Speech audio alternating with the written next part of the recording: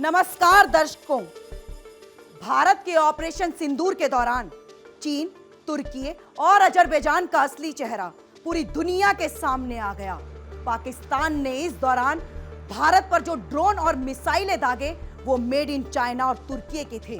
पाकिस्तान ने जो चीन की फुस मिसाइल और तुर्की के ड्रोन भारत पर हमले के लिए इस्तेमाल किए, चीन और तुर्की अब इन सबूतों को नकार नहीं सकता, क्योंकि इसके पुख्ता सबूत भारत के पास हैं। भारत ने जवाबी हमले में पाकिस्तान को ऑपरेशन सिंदूर में ऐसी चोट दी कि वो घुटनों पर आ गया और सीज फायर के लिए गिड़गिड़ाने लगा। भारत ने पाकिस्तान को सबक सिखा दिया है। अब उसके भाईजान चीन, तुर्की और अजरबैजान की दुकान भारत में बंद करने की तैयारी हो रही है। जब बात देश की सुरक्षा और शहीदों की हो तो जनता का गुस्सा उबाल मारने लगता है।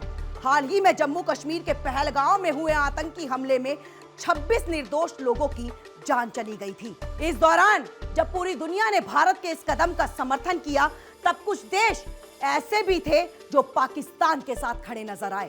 तुर्की, चीन, अजरबैजान, अब भारत में इनका विरोध शुरू हो गया है। भारत में बॉयकॉट तुर्की के नारे ने जोर पकड़ लिया है।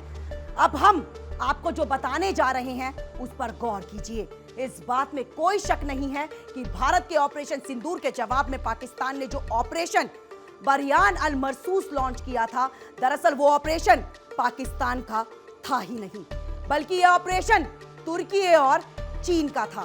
तुर्की और चीन के हथियारों के दम पर पाकिस्तान ने भारत से लड़ने की कोशिश की। भले ही पाकिस्तान भारत के साथ हुई इस लड़ाई में एक बार फिर से हार गया। दरअसल चीन का असली मकसद पाकिस्तान का साथ देना या फिर भारत के खिलाफ जाना नहीं था, बल्कि अपने असली दुश्मन को उसकी औकात याद दिलाना था, जो चीन के लिए नासूर बना हुआ है। दरअसल चीन के जो भी हथियार हैं, उनकी कभी रियल टेस्टिंग नहीं हो पाई थी। फैक्ट्री में तैयार ये हथियार कितने घातक हैं और कितनी तबाही मचा सकते हैं, इसका असल में परीक्षण कभी हो ही नहीं पाया था। जब भारत के ऑपरेशन सिंदूर के बाद पाकिस्तान ने भारत से लड़ने की कोशिश की, तो चीन ने अपने हथियार के जरिए पाकिस्तान की मदद की ताकि उसके हथियारों की रियल टेस्टिंग हो जाए, और ऐसा हुआ भी। भारत के ऑपरेशन सिंदूर की कहानी हो या फिर पाकिस्तान के हमले के बाद की जवाबी कार्रवाई, पाकिस्तान को बचाने की कोशिश चाइनीज एयर डिफेंस सिस्टम ने ही की थी।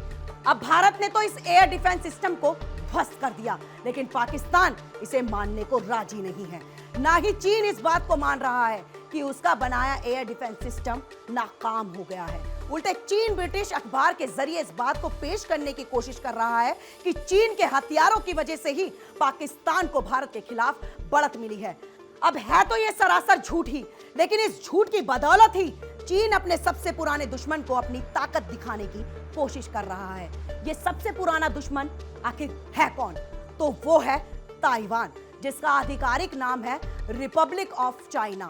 चीन कहता है कि ताइवान चीन का है, जबकि ताइवान खुद को अलग देश बताता है। चीन हमेशा ताइवान को धमकी देता रहता है, जबकि अमेरिका ताइवान को बचाने की पुरजोर कोशिश करता है। अभी चीन ने पाकिस्तान को हथियार देकर जो रियल टेस्टिंग की है, वो दरअसल ताइवान को डराने की ही कोशिश है कि ताइवान चाहे जितने भी अमेरिका हथियार इकट्ठा कर ले, वो चीन के डिफेंस सिस्टम के आगे नाकाम हो जाएगा। अपनी ताकत दिखाने के लिए ही चीन इस बात का प्रोपेगेंडा फैला रहा है कि पाकिस्तान ने भारत के रफाल को मार गिराया है। इस चाइनीज प्रोपेगेंडा में इस बात का भी जिक्र है कि फ्रांसीसी एयरक्राफ्ट को मारने के लिए चीन की बनाई PL-15 मिसाइल का इस्तेमाल हुआ है, जिसे चीन के ही बनाए J-10C के जरिए लॉन्च किया गया है। अब भले ही ये बात पूरी तरह से झूठ हो और इसकी वजह से भारत के किसी एयरक्राफ्ट का बाल भी बाका ना हुआ हो, लेकिन चीन इस झूठ को अपने यहाँ इतनी बार बोलेगा कि और कोई सच माने ना माने, ताइवान इस बात को सच मानने लगेगा। चीन का भी इकलौता मकसद सिर्फ यही है कि उसके हथियारों की दहशत ताइवान तक बरकरार रहे। तो चलिए दोस्तों, मैं मोनिका सिंह अब आपसे विदा लेती हूँ, लेकिन ऐसी ही खबरों से जुड़े रहने के लिए देखते रहिए इंडिया डेली का डिजिटल प्लेटफॉर्म। धन्यवाद।